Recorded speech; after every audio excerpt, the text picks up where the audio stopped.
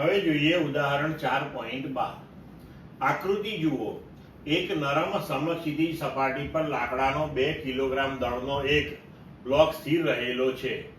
જ્યારે 25 કિલોગ્રામ દળના લોખંડના એક નળાકારને આ બ્લોક અને નળાકાર બંને એક સાથે 0.1 મીટર પર સેકન્ડ સ્ક્વેરના પ્રવેગથી નીચે ઉતરે છે. બ્લોક વડે તળિયા પર તળિયું નમતા એ પહેલા અને બી પછી કેટલું ક્રિયાબળ લાગે? જી બરાબર 10 મીટર પર સેકન્ડ સ્ક્વેર લો. આ પ્રશ્નમાં ક્રિયાબળ પ્રતિક્રિયાબળની જોડ ઓળખ કરો. હવે જુઓ કે પ્રથમ કિસ્સાની અંદર આ સમક્ષિતિજ સપાટી પર લાકડાનો 2 કિલોગ્રામ દળનો એક બ્લોક છે. તો 2 કિલોગ્રામ દળનો બ્લોક છે એટલે mg જેટલું ગુરુત્વાકર્ષી બળ બ્લોક સપાટી પર અધો દિશામાં લગાડશે.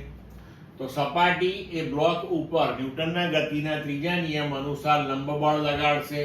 એ પણ એક્ઝેક્ટ એટલું જ એટલે કે 20 ન્યૂટન હશે. એટલે આ કિસ્સાની અંદર ગુરુત્વાકર્ષી બળ અને લંબ બળ જે છે એ ક્રિયાબળ અને પ્રતિક્રિયાબળની જોડ બનશે. હવે બીજા કિસ્સાની અંદર આપણે એવું કરીએ છીએ કે 25 કિલોગ્રામ દળનો લોખંડનો એક નળાકાર એ આ બ્લોક ઉપર આપણે એવી રીતે મૂક્યો છે કે બ્લોક અને નળાકાર બંને 0.1 મીટર પર સેકન્ડ સ્ક્વેરના પ્રવેગથી નીચે ઉતરે છે. બરાબર છે? તો હવે આ કિસ્સાની અંદર બ્લોક જે છે એનું દળ 2 કિલોગ્રામ અને નળાકારનું દળ 25 કિલોગ્રામ એટલે બ્લોક અને નળાકારથી બનેલું જે સમગ્ર તંત્ર લઈએ તો તેનું કુલ દ્રવ્યમાન થયું 27 કિલોગ્રામ.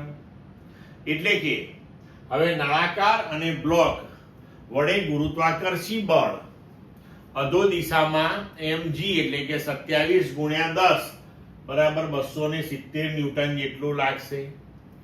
ન્યૂટનના ગતિના ત્રીજા નિયમ અનુસાર સપાટી એ આ તંત્ર ઉપર લંબ બળ ઉર્ધ્વ દિશામાં લગાવશે. બરોબર?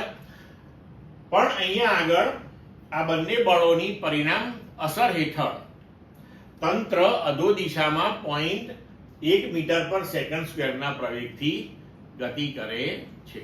એટલે કે તળિયું અને બધું જ 0.1 મીટર પર સેકન્ડ સ્ક્વેરથી નીચે ઉતરે છે. તો આપણે લખી શકીએ કે 270 ન્યૂટન માઇનસ r ડેશ એ થયું પરિણામી બળ અને પરિણામી બળ બરાબર ન્યૂટનના ગતિના બીજા નિયમ અનુસાર દળ ગુણ્યા પ્રવેગ. એટલે આપણે લખી શકીશું કે 270 ઓછા r ડેશ બરાબર 27 ગુણ્યા એટલે કે m into a. m total દ્રવ્યમાન થયું 27 2 વત્તા 25 ગુણ્યા પ્રવેગ એટલે 0.1 તો 27 ગુણ્યા 0.1. અહીંયા આપણે r ડેશ ને સૂત્રનો કરતા બનાવીને તેનું મૂલ્ય શોધીશું તો મળશે 267.3 ન્યૂટન. બરોબર છે? તો આ કિસ્સાની અંદર તંત્ર વડે તળિયા પર લાગતું ક્રિયાબળ અને તમારા તળિયા વડે તંત્ર પર લાગતું પ્રતિક્રિયાબળ એટલે કે લંબ બળ આ બંને બળો એટલે કે ગુરુત્વાકર્ષી બળ અને લંબ બળ એ ક્રિયાબળ અને પ્રતિક્રિયાબળની જોડ બનશે. ક્લિયર મિત્રો?